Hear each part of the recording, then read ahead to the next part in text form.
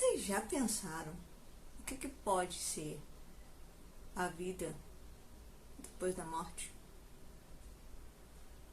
Vocês já pensaram se pode ter alguma relação em algum experimento e a gente conseguir trazer os mortos de volta à vida? Tipo um zumbi ou tipo o Frankenstein?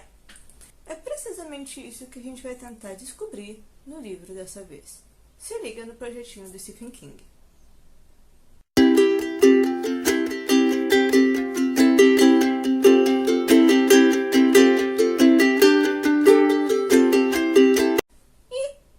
O livro que eu trouxe do nosso mestre Stephen King dessa vez é o seu, provavelmente, 42º, 43º, quarto livro. A essa altura eu já perdi a conta, que eu tô lendo só os romances, né? Vou relembrar para vocês o meu projeto que comecei ali no início de 2018, de ler todos os livros romance da mestre Stephen King. Desse projeto, eu deixei de fora os livros de contos, porque eu quero fazer depois um especial dos contos, e também deixei de fora a Torre Negra, porque também eu quero fazer um especial da Torre Negra quando o tempo permitir.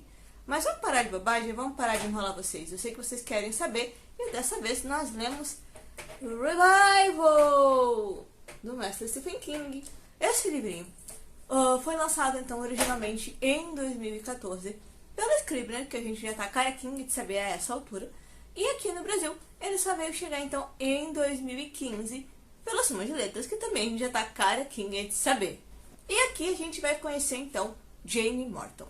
Jamie é um menino, um rapaz, um homem, um tanto quanto complexo da gente descrever, e eu falei todas essas formas porque a gente acompanha o Jamie desde que ele tinha aproximadamente 6 anos de idade, quando ele conheceu e viu pela primeira vez o reverendo Charles Jacob. E é aqui que fica um pouco curioso, porque essa história nada mais é do que a quantidade de vezes que esses dois homens se cruzaram na vida. Uma peculiaridade que a gente tem que falar sobre o Charles é que ele adorava fazer experimentos com eletricidade. A gente acompanha o Jamie enquanto ele vai crescendo, a gente vai vendo as burradas que ele vai fazendo, a gente vai conhecendo a primeira namorada. Acontece que o Jamie não se arrumou na vida e ele acabou enfiando no mundo das drogas, e tem uma hora que ele tá absurdamente, tipo, afundado, ele não tem nada, não tem ninguém que ajude. A banda dele tocou ele pra fora, porque assim, ele cresceu como músico. E quando ele menos espera, ele se depara, então, novamente com Charles Jacob na vida dele. E a essa altura, o Charles, ele já não é mais reverendo, faz um tempo que ele se afastou de Deus por motivos trágicos, e ele agora ganha vida pagando de mágico nos circos itinerantes da vida. E ele propõe ao Jamie curá-lo de vez do vício nas drogas. O Jamie fica meio incrédulo, mas ele aceita passar pelo procedimento e, curiosamente, funciona. Como assim funciona? Meus senhores, funciona.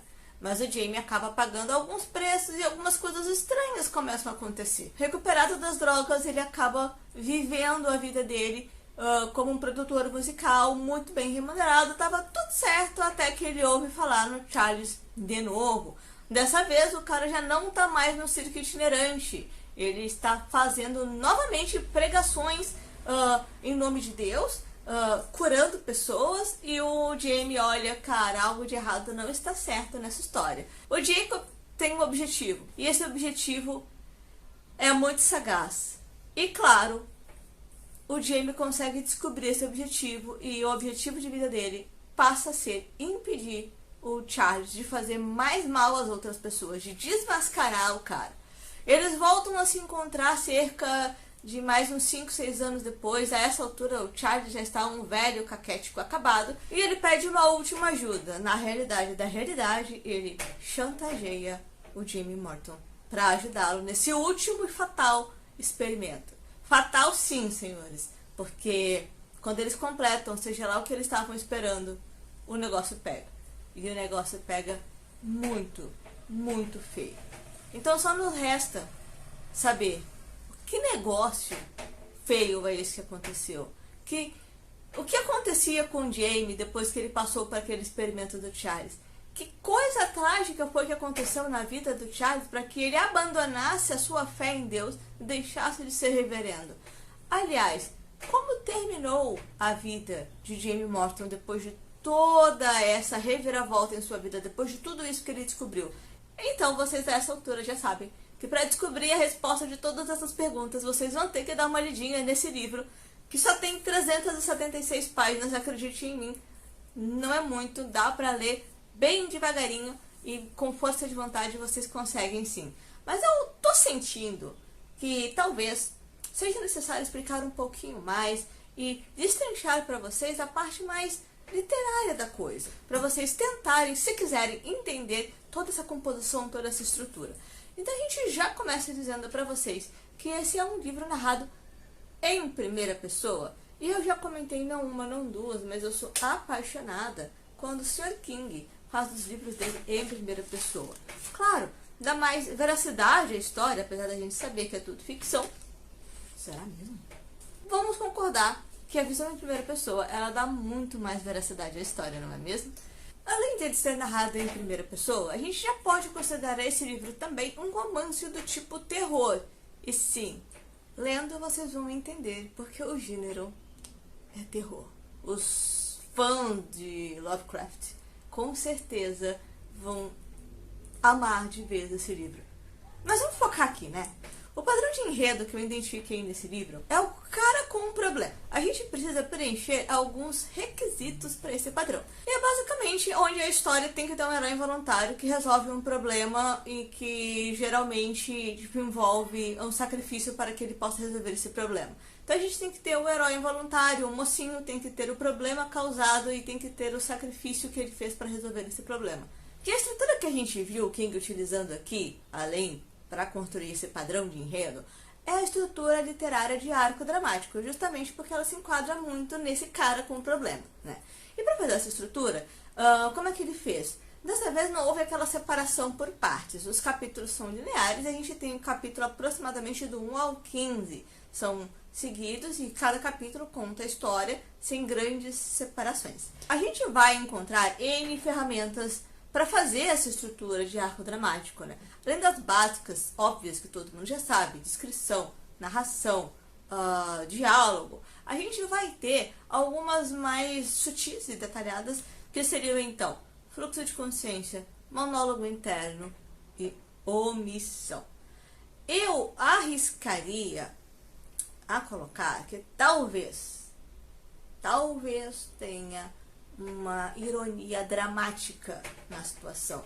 Mas se for, ela é muito sutil e muito bem desenvolvida. Mas eu tenho essa sensação que essa ironia dramática acontece sim nesse livro. O tempo narrativo vai ser claramente no passado, uma vez que a narração em primeira pessoa é uma história sendo contada pelo Jamie, então tudo aquilo já aconteceu.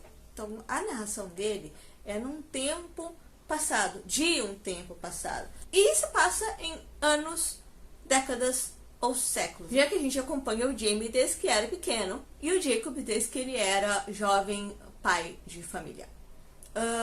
O ambiente, nesse caso, ele é claramente geofictício. Novamente, a gente não tem uma cidade em específica sendo citada, mas dá pra ver claramente que é uma cidade do interior. Tudo isso, claro, é inspirado no site, o Ficção em Tópicos. Tá? Eu adoro o trabalho desses caras, eu vou abrir aqui um parênteses para falar para vocês sobre isso. É eles que me inspiram e foi eles que me ensinaram tudo isso que eu faço aqui. Eu sou extremamente grata por ter encontrado esse trabalho deles. E ficou por último, como eu sempre gosto de deixar, minha análise e a minha opinião sobre o enredo, sobre o desfecho e sobre a indicação desse livro ou não. E novamente aqui o bicho pega um pouquinho. Vocês estão ligados que a essa altura eu já fiquei muito fã do Stephen King, mas grande parte das obras dele causam esse efeito em mim e eu sinceramente não sei explicar. Toda a ideia da história eu achei muito legal, porém dessa vez não original, né? A gente sabe o objetivo, a gente sabe desde o início aonde ele quer chegar, então originalidade não tem nenhum. Isso é um fato. Mas tem alguns contextos peculiares, eu até achei interessante. Eu terminei de ler, mas não foi um livro que me pegou. Tipo, ele pra mim é bem... Ok, eu não sei exatamente o porquê disso tudo, mas foi o que aconteceu. Portanto, aquele desfecho, se eu for por dentro da história, não tinha pra onde correr. Então, assim, o encerramento dele, cronologicamente falando, é o correto.